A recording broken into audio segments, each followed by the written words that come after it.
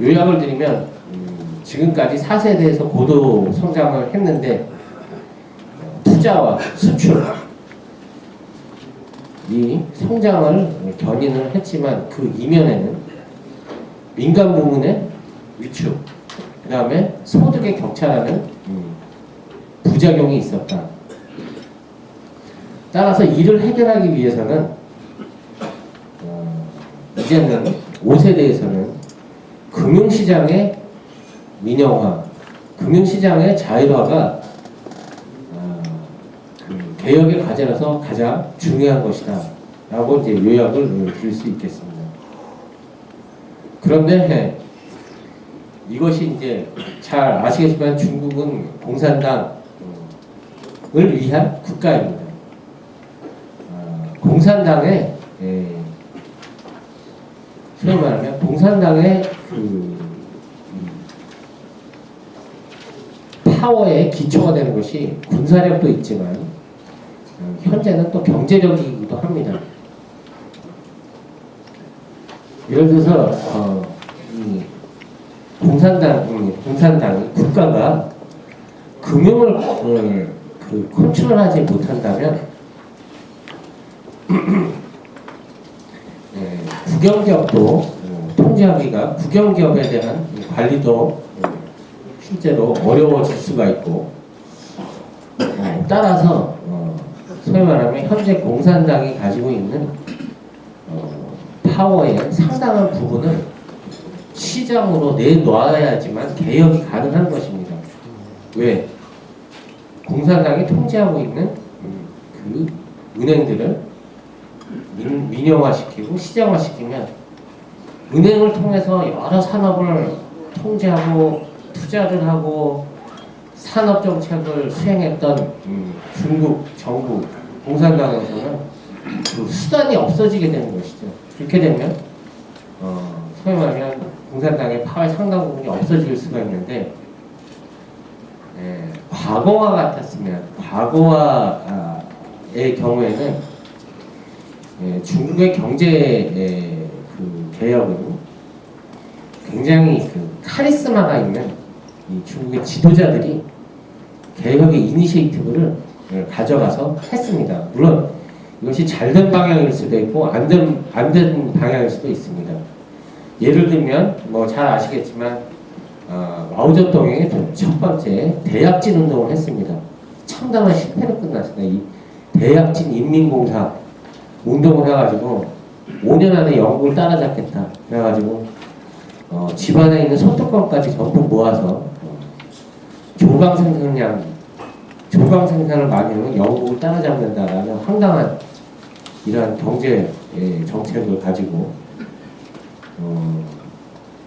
대약진 인민공사 운동을 했다가 참담한 실패를 했습니다. 어쨌든 경제개혁을 주도한 거죠. 그 다음에는 료서치가 문화대혁명 때 죽었습니다만 유속이라고 그러죠. 료서치가 또 그 대약진과 인민공사의 그 어떤 정책을 뒤집는 또 개혁을 또 합니다. 하고 그 다음에는 다시 여기 위협을 느낀 마오쩌둥이 잘 아시겠지만 문화대혁명이라는 전 사회 경제뿐만 아니라 전 사회에 걸친 개혁을 또 했고 그 다음에는 등소평 그 다음에는 주용기 등등 중국의 경제의 어떤 개혁은 큰 발자국을 남긴 이러한 개혁은 굉장히 카리스마를 가진 지도자가 소위 말하면 한국과 같은 나를 따르라 내지는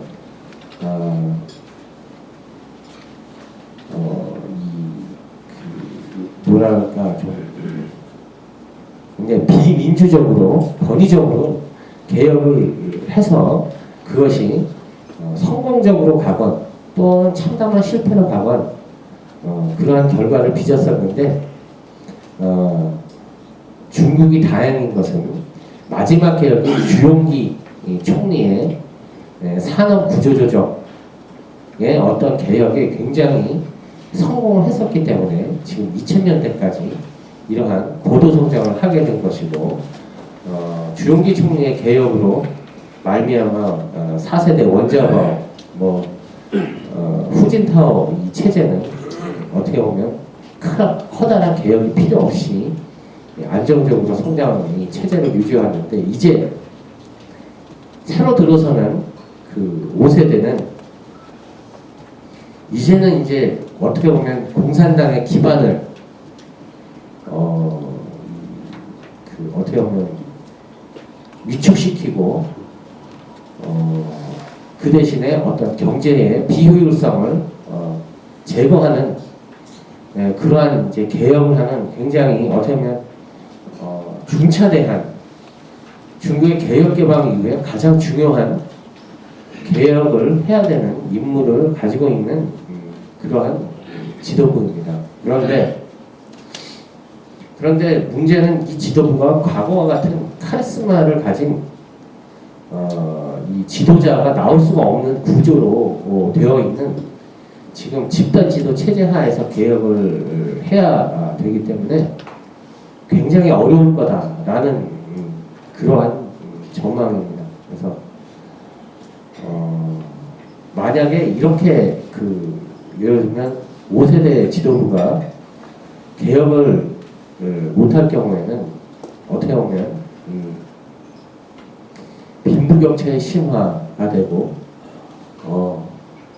국영 부분이 일부 정부가 지원하는 산업은 굉장히 성장을 하지만 나머지 산업은 또 굉장히 후퇴하고 망하게 되는 또 그러한 소위 말하면 중남미 국가의 이중 경제 구조와 같은 모습으로 갈 수도 있다라는 것이